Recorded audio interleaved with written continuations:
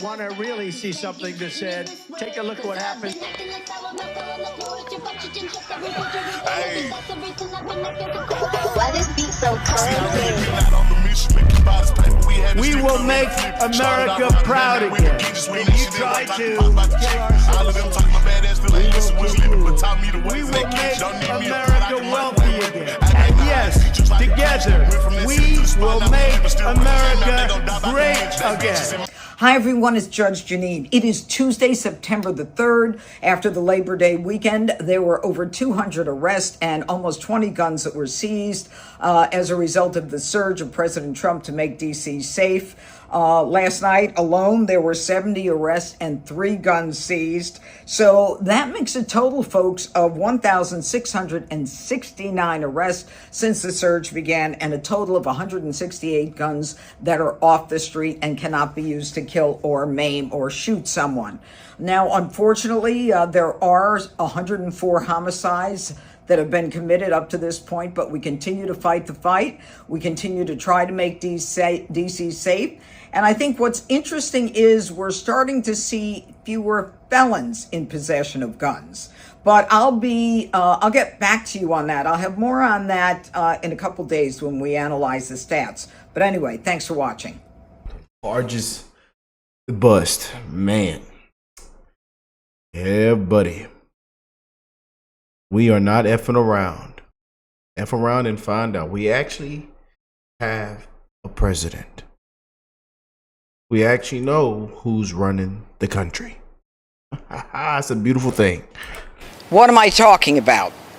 I'm talking about 363,000 pounds of benzyl alcohol, along with 334,000 pounds of N-methylformamide. They would have been used to make 420,000 pounds of methamphetamine, which would have a street value here in Houston of $569 million, with a higher street value as you go up the northeastern seaboard to New York City. Now, the labs that were under construction, that were being used to integrate these chemicals to make the methamphetamine, were under the geographical control of the Sinaloa cartels. And these cartels are capable and are known to make more than 1 ton of methamphetamines a week.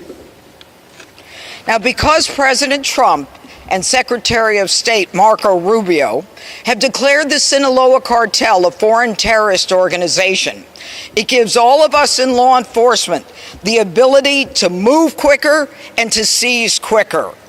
And this cartel, as I'm sure all of you know, is one of the largest producers and traffickers of fentanyl, and they use murder, kidnapping, torture, and violence as a way of doing business. And let it be known that anyone who is working with them, whether they claim innocence or not, if they know that they are providing material support to terrorism. Now, this government forfeiture today of property allows us to seize all of the property, whether it is on domestic or foreign territory, even seizing property outside of the United States. And that is the significance of the FTO. Now, when you have a chance, I want you to take a look at the barrels behind me. There are 1,300 barrels filled with precursors to methamphetamine.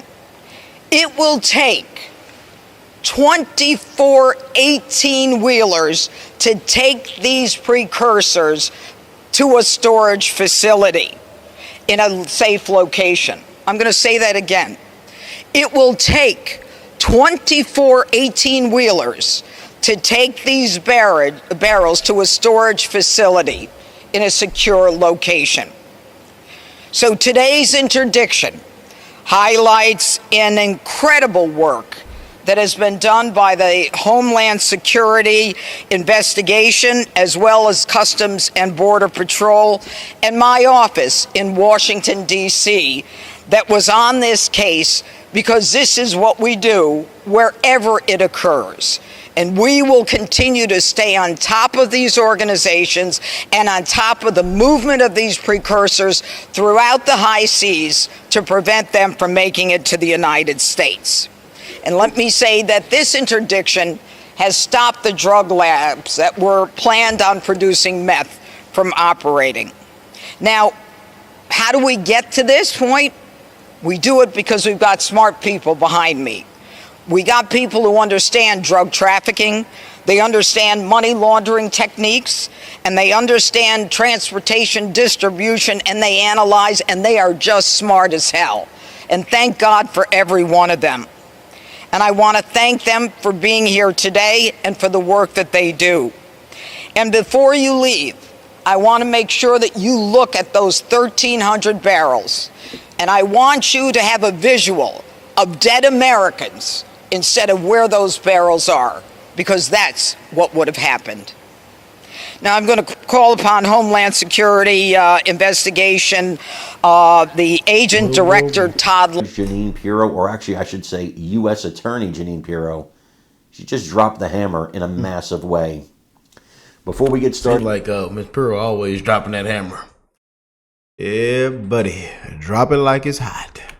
Please make sure you like, continue to grow. Jeanine Pirro has, well, she talked to President Donald Trump, and not long after she talked to President Donald Trump, she announced a massive, massive arrest of a ring of people who were dealing illicit narcotics in the D.C. area. And see, Jeanine Pirro, she is a big part of what President Donald Trump is doing to clean Washington, D.C. It's the same thing he wants to do in other states. But you got to get the right people in place to get that kind of stuff done. Well, Trump has done that, and Jeanine Pirro is a shining example of that. She is cleaning D.C., and it's been hard. But, you know, we're getting cooperation from the mayor, Muriel Bowser, who's a Democrat, and that's a big help. When you get cooperation, when there's Democrats in charge and they cooperate because they actually care about their people, that's a huge bonus. When they're not fighting you, they're fighting with you. That is a huge bonus. Yeah, and instead of running off the same script and running off just anti-Trump, you know. Anti-Trump is the message for Democrats. Just sad and pathetic. And Trump has broke the Democrat Party.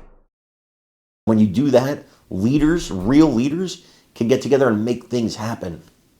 It also shows me that President Biden was probably just ignoring what was happening in D.C. for years. Really, all just hypocrites, hypocrite frauds.